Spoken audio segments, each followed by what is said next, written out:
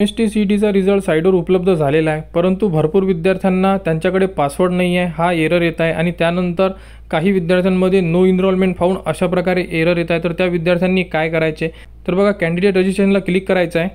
त्यानंतर इथे तुम्हाला रजिस्टर ईमेल आयडी आणि पासवर्ड टाकायचा आहे आणि त्यानंतर तुम्ही लॉग इन करू शकता। ज्यांच्याकडे आयडी आणि पासवर्ड आहे ते लॉग इन करू शकतात।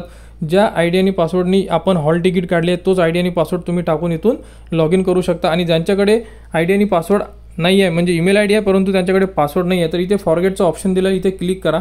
इथे क्लिक केल्यानंतर तुमचा जो ईमेल आयडी होता तो ईमेल आयडी तुम्हाला इन्सर्ट करायचा आणि त्यानंतर तुम्हाला सबमिटला क्लिक करायचं आहे।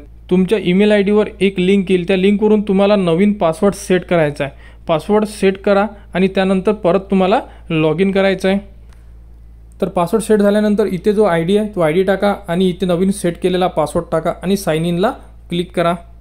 साइन इन केल्यानंतर अशा प्रकारे तुमच्यासमोर पूर्ण जे प्रोफाईल आहे ओपन होईल। यामध्ये तुमच्याकडे एक ऑप्शन दिलं आहे स्कोर कार्डचं, इथे तुम्ही क्लिक करून तुमचा रिझल्ट चेक करू शकता। तर इथे क्लिक करा। जर इथे क्लिक केल्यानंतर तुम्हाला नो इनरोलमेंट फाउंड येत असेल यूजीमध्ये, जर तुमचे जे रिझल्ट आहे हे तुम्हाला डिस्प्ले होत नसेल आणि तुमच्या मित्रांचे रिझल्ट डिस्प्ले होत आहे, तर यासाठी तुम्ही एक चेक करू शकता की तुम्हाला रजिस्टरला क्लिक करावं लागेल। यामध्ये तुम्ही MST-CETचा जो फॉर्म आहे इथे फिल केलेला आहे का इथं बघा आणि इथे तुम्हाला रजिस्टर लिहिलेलं असणं गरजेचं आहे। जर तुम्ही रजिस्टर लिहिलेलं असेल म्हणजे तुम्ही याच ईमेल आयडीवरून तुमचा CETचा फॉर्म भरलेला आहे असं आपण म्हणू शकतो। जर इथे रजिस्टर नसेल आणि यामध्ये तुम्ही भरलेला फॉर्मची प्रिंट जर तुम्हाला दिसत असेल तरच ह्या ईमेल आयडीमध्ये तुमचा रिझल्ट तुम्हाला शो होईल, अदरवाईज तुमची ही ईमेल आयडी नाही आहे असे आपण म्हणू शकतो।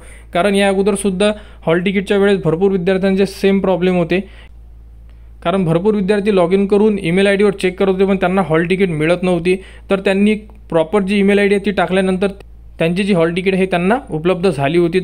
तर अशाच प्रकारे रिझल्टचा सुद्धा सेम प्रॉब्लेम होऊन राहिले विद्यार्थ्यांचे। तर प्रॉपर ईमेल आयडी चेक करा, कोणती ईमेल आयडीने तुम्ही हॉल तिकीट डाउनलोड केली होती त्याच ईमेल आयडीवर तुम्हाला तुमचा रिझल्ट शो होणार आहे। काही अडचण असल्यास कमेंट्स करा, टेलिग्राम चॅनलवर सुद्धा तुम्ही मेसेज करू शकता, त्यावरती पण तुम्हाला सोल्युशन दिलं जाईल। तर आपले रिझल्ट चेक करून घ्या व पुढील अपडेटसाठी आपल्या चॅनलला सबस्क्राईब करा।